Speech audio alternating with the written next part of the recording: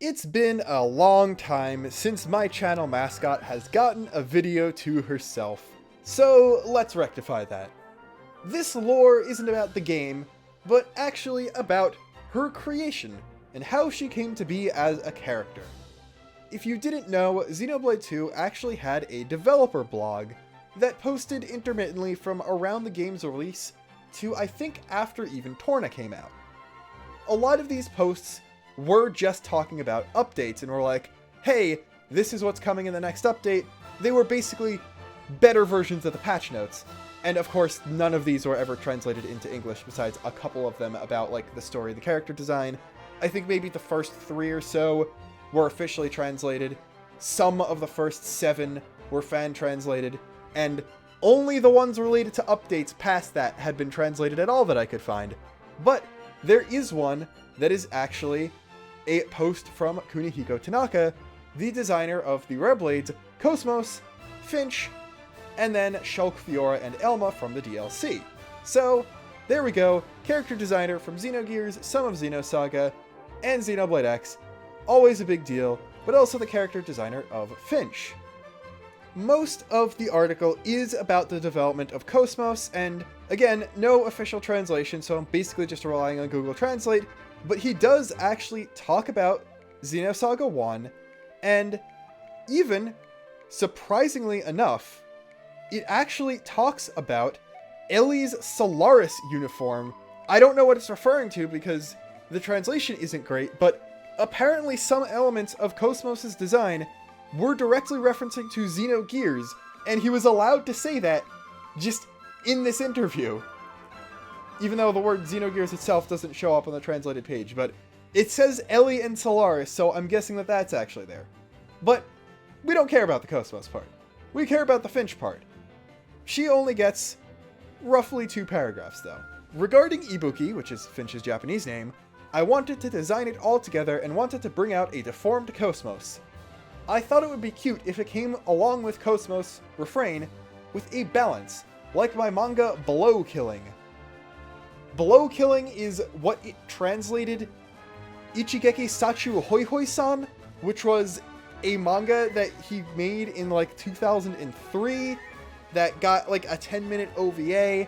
The premise is little anime girl robots killing bugs, and basically there was some sort of balance between, oh, cute little girl killing things, and in the OVA adaptation, I'm getting this off of Wikipedia, the main robot had bunny ears, so he was apparently thinking around, and I thought it would be cute if there was a balance. And then after that, an order called bird-based characters that can be entangled with Taken. I'm guessing Taken is Tirken, which makes sense because, you know, she has the Turken quest. And he was like, oh, to be honest, I thought, oh, rather than a rabbit. But then I remembered that I had a cockatiel in the past, and based on that cockatiel, I also designed the goggles and feathers using the Xeno series motif. So, Finch's goggles and feathers, I'm guessing the hammer feathers, more than anything else, were designed off of Xeno series motifs, so that makes sense. Finch's goggles are pretty Monado colored, if you think about it. And the blue is very reminiscent of X, and then her feathers are yellow and green, which is more of a cockatiel thing than anything. But yeah, so that's so cool. We have confirmation that Finch was actually based on Kunihiko Tanaka's old pet cockatiel, which is honestly amazing. If you look at a cockatiel, you could see that there are ones that basically look exactly like real bird versions of her.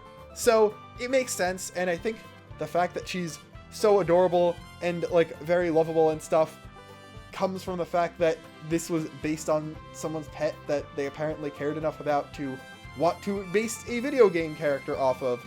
So, I don't know. I always thought of Finch as like an adoptive daughter, since she's a bit too smart to be a pet. But I guess she's just what that cockatiel would have been like. Maybe Tanaka's cockatiel was really forgetful, and he was able to figure that out somehow, and base Finch's personality off of that.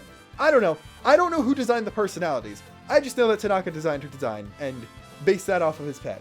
So, that's really cool. If you're wondering why she's not based off of a Finch, basically it's because it's a dubism, a lot of the rare blades and a lot of the story blades, like Pyra, Mytho, you know the story, were changed from Japanese to English, and Ibuki is not the Japanese word for Finch. It's just a Japanese given name. It's shown up as a family name and basically a unisex personal name. It's also one of those names that seems to be able to mean a bunch of different things depending on which kanji you use to spell it.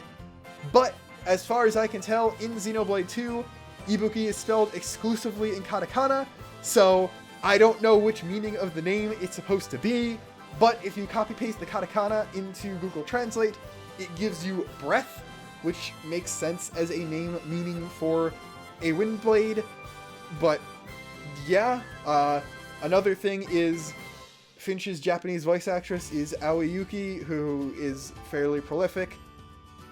I am me, so the role I most associate her with besides Finch is Eevee from Pokemon.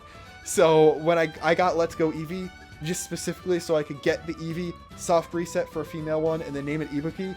So that's some unnecessary story.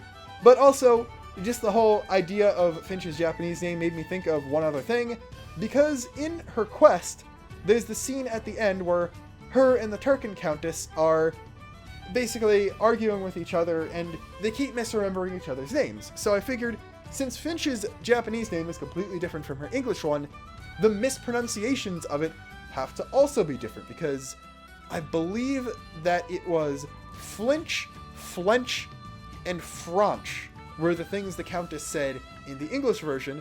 So I checked, and yep, sure enough, the mispronunciations are Ibiki, Ubuki, and Hibiki. So I'm not entirely sure. I didn't track down the Japanese version of the scene to see if, yes, exactly one character was changed in each of the misspellings, but I don't know. I thought that was funny.